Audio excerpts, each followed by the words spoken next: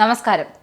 ഡൽഹി നിയമസഭാ തെരഞ്ഞെടുപ്പിൽ ആം ആദ്മി പാർട്ടി നേരിട്ടത് സ്വപ്നം പോലും കാണാനാകാത്ത അത്ര കനത്ത തോൽവിയാണ്.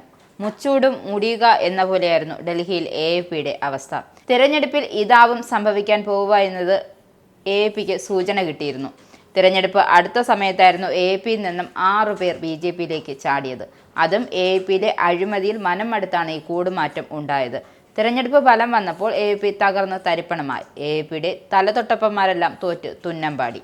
അവിടെ അധികാരം നഷ്ടപ്പെട്ടതോടെ അരവിന്ദ് കെജ്രിവാളിന്റെ പ്രവർത്തനം പഞ്ചാബിലേക്ക് മാറ്റാനാണ് തീരുമാനം. പ്രവർത്തനങ്ങൾ വിലയിരുത്താൻ അരവിന്ദ് കെജ്രിവാൾ, മനീഷ് സിസോദിയ എന്നിവരുടെ അധ്യക്ഷതയിൽ ചേർന്ന പഞ്ചാബ് MLAമാരുടെ യോഗത്തിന് ശേഷം മാധ്യമങ്ങളോട് സംസാരിക്കുകയായിരുന്നു അദ്ദേഹം. പഞ്ചാബ് മുഖ്യമന്ത്രി ഭഗവത് മാനിനോട് എതിർപ്പുള്ള MLAമാരെ കളം മാറ്റിക്കാനുള്ള നീക്കത്തിലാണ് കോൺഗ്രസ്.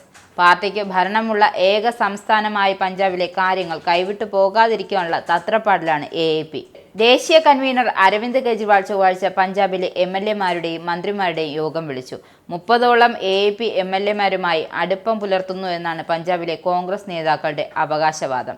ഈ പശ്ചാത്തലത്തിലാണ് AAP തിരക്കിട്ട് യോഗം ചേരുന്നത്. പഞ്ചാബിലെ AAPയിലെ ഭിന്നിപ്പുകൾ ഉണ്ടാകുമെന്നും സർക്കാരിൽ മാറ്റമുണ്ടാകുമെന്നും കഴിഞ്ഞ ദിവസം പ്രതിപക്ഷ നേതാവ് പ്രതാപ് സിംഗ് ബജ്വ പറഞ്ഞിരുന്നു. ഇത് രാഷ്ട്രീയമാണ്. 2022 തിരഞ്ഞെടുപ്പ് 92 സീറ്റുമായാണ് AAP അധികാരം പിടിച്ചത്. കോൺഗ്രസിന് 18 സീറ്റിലുമേ വിജയിക്കാനായുള്ളൂ. ഡൽഹി തിരഞ്ഞെടുപ്പ് ഫലം AAPയുടെ അവസാനത്തിന്റെ തുടക്കമാണെന്നും കെജ്രിവാളും ഭഗവത് മാനും വ്യാജ വാഗ്ദാനങ്ങളാണ് നൽകിയത്.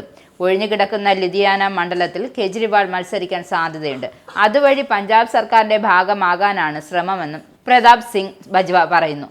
പഞ്ചാബ് മുഖ്യമന്ത്രിയാകാനാണ് കെജ്രിവാളിന്റെ നീക്കമെന്നും BJP നേതാവ് സുഭാഷ് ശർമ്മയും അഭിപ്രായം പറയുന്നുണ്ട്. 70ൽ 67 MLAമാരും ഡൽഹി ഭരിച്ചിരുന്ന AAPക്ക് ഇത്തവണ 22 സീറ്റിലെ ജയിക്കാനായുള്ളൂ. കെജ്രിവാൾ, മനീഷ് സിസോദിയ, സൗരവ് ഭരദ്വാജ്, സോമനാഥ് ഭാരതി തുടങ്ങിയ മുതിർന്ന നേതാക്കളെല്ലാം തോൽക്കുകയും ചെയ്തു. AAPയുടെ തട്ടകം മാറ്റിയുള്ള പഞ്ചാബിലെ കളി എന്താകുമെന്ന് കാത്തിരുന്ന് തന്നെ കാണാം. നിങ്ങൾക്കും ആനന്ദ മീഡിയയുടെ പ്രേക്ഷകരിൽ ഒരാളാകണ്ടേ? യൂറോപ്പിലും US-ലും ആഫ്രിക്കയിലുമടക്കം പ്രവാസികൾ ഉള്ളയിടങ്ങളിലൊക്കെ ജനപ്രിയ ചാനലുമായി ആനന്ദ് മീഡിയ ഒപ്പമുണ്ട്. ഏഷ്യാനെറ്റ് ഫ്ലവേഴ്സ് അടക്കം നിങ്ങളുടെ വിരൽത്തുമ്പിലെത്തും. ആദ്യം റോക്കു ബോക്സ് സ്വന്തമാക്കുക. അതിൽ നിന്നും ആനന്ദ് മീഡിയ ആപ്ലിക്കേഷൻ ഡൗൺലോഡ് ചെയ്യുക, ഇൻസ്റ്റാൾ ചെയ്യുക. എന്നിട്ട് 02085866511 എന്ന നമ്പറിൽ ഞങ്ങളുടെ കസ്റ്റമർ കെയറിൽ ബന്ധപ്പെടുക.